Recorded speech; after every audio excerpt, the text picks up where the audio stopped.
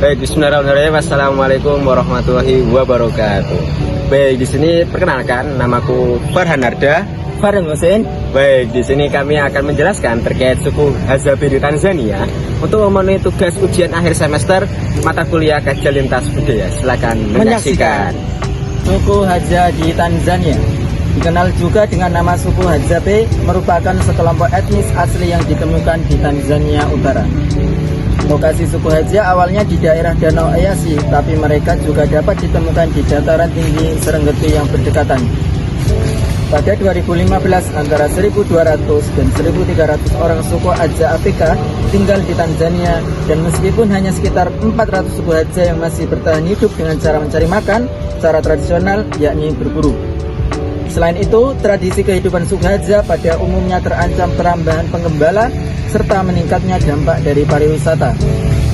Secara genetik, suku Hadza di Tanzania ini tidak memiliki keterkaitan yang erat dengan kelompok etnis lain. Diketahui hingga saat ini suku ini tetap mempertahankan cara tradisional mereka, yakni mencari makan dengan cara berburu. Ketahui hingga saat ini suku ini tetap mempertahankan cara hidup tradisional mereka, yaitu dengan mencari makan dan berburu.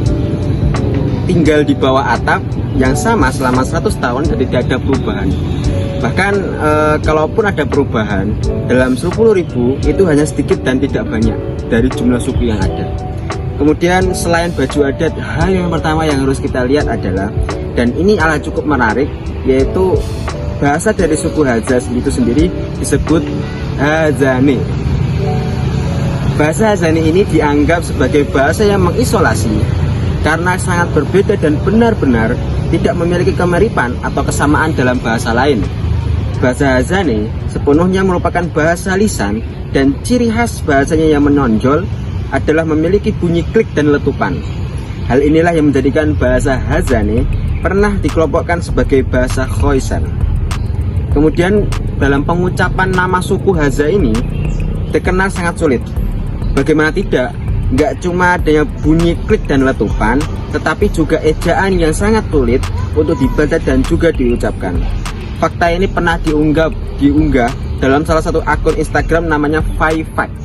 Dalam video yang diunggahnya itu memperlihatkan ada seorang warga negara Asia yang berkunjung dan mencoba untuk mengajak ngobrol orang suku Hadza tersebut.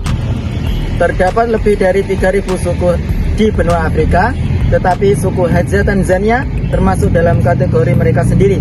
Secara genetik, mereka terisolasi dari sebagian besar kelompok lain. Bahasa berbasis klik mereka tidak terikat erat dengan bahasa lain. Sekitar 1/4 dari 1.000 anggota mereka masih hidup dengan cara lama, yaitu sebagai pemburu dan pengumpul. Mereka mengumpulkan buah beri dan menggali umbi-umbian, berburu binatang dengan panah beracun, dan terus berpindah dari satu kampung ke kampung yang lain. Dari satu camp ke camp yang lain maksudnya. Para arkeolog percaya bahwa orang-orang yang sangat mirip dengan suku Hadza telah hidup di tanah yang sama sejak zaman batu. Ketika Christopher Wilson hendak memotret anggota suku yang terpencil ini, dia dan pemandunya harus berkendara di luar jalan raya melampaui hamparan tanah yang kasar dan gersang. Setelah berkeliaran dengan berjalan kaki, mereka akhirnya mencapai sebuah perkemahan dan mendirikan studio darurat di tempat itu. Hal inilah yang menjadikan perburuan suku Hadza lebih mudah dibandingkan perburuan biasanya. Apalagi alat yang digunakannya tradisional sekali, yaitu hanya dua, yaitu panah dan tombak. Menurut UNESCO, bahasa Hadza rentan tapi tidak terancam punah karena masih banyak anak-anak generasi ke bawah yang mempelajarinya. Meski untuk penggunaannya terbatas pada kehidupan tertentu, misalnya ketika di rumah, ketika di sosial masyarakat, ataupun ketika di rumah masyarakat lainnya, bahasa Hadza ini juga dianggap sebagai faktor terpenting dalam mengetahui siapa yang merupakan bagian kelompok etnis Hadzabe dan siapa yang bukan dari etnis Hadzabe tersebut. Dalam beberapa tahun terakhir ini, banyak juga suku Hadza telah mempelajari Kiswahili. Kiswahili itu adalah bahasa nasional Tanzania yang merupakan bahasa kedua nasional di Tanzania.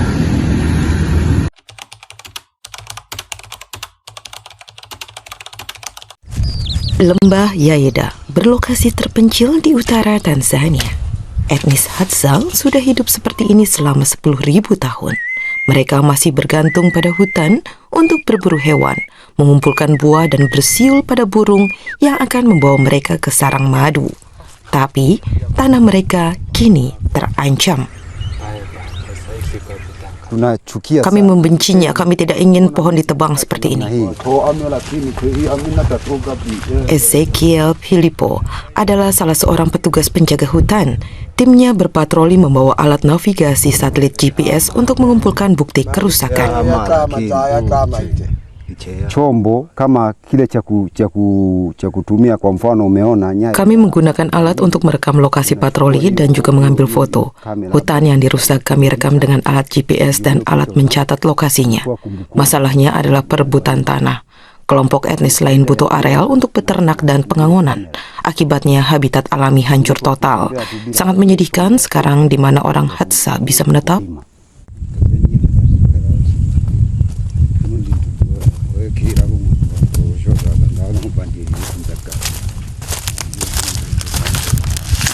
Hali kama hii mnavyoona, Waktu saya kecil, hutannya lebat, ada banyak hewan dan kawasan ini ideal untuk mengumpulkan madu.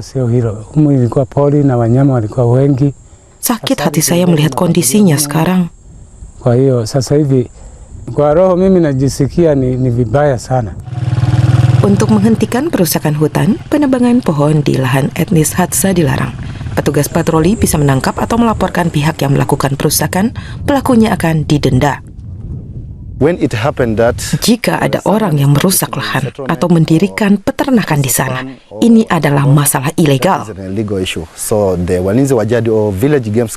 Jadi foto GPS digunakan untuk melaporkannya ke pemerintahan desa, karena hal ini tidak diizinkan. Proyek didanai skema kredit karbon global. Perusahaan yang memproduksi emisi karbon memberikan uang ke proyek yang mengurangi emisi karbon. Desa-desa mendapat ribuan dolar 2 kali dalam setahun. Kelompok patroli juga bekerja sama dengan suku lain untuk mengkampanyekan pentingnya kelestarian lingkungan. Kini kurang dari 1.000 orang Hadza yang tinggal di sini. Mereka dianggap sebagai kelompok pemburu terakhir yang ada di dunia.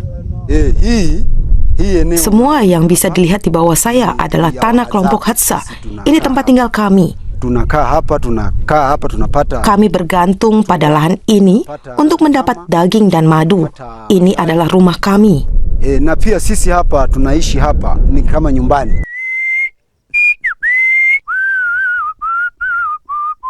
Ninajisikia vizuri sana ninapo. Saya sangat senang melihat kami merawat kawasan yang indah ini. Saat lahan dirusak, saya membencinya, tapi sekarang ini dilindungi, saya senang. Sijisikii vizuri. Sasa ninaona ya mazingira ni mazuri, sasa nafurahi. Terima kasih sudah menonton video kami. Wassalamualaikum warahmatullahi wabarakatuh.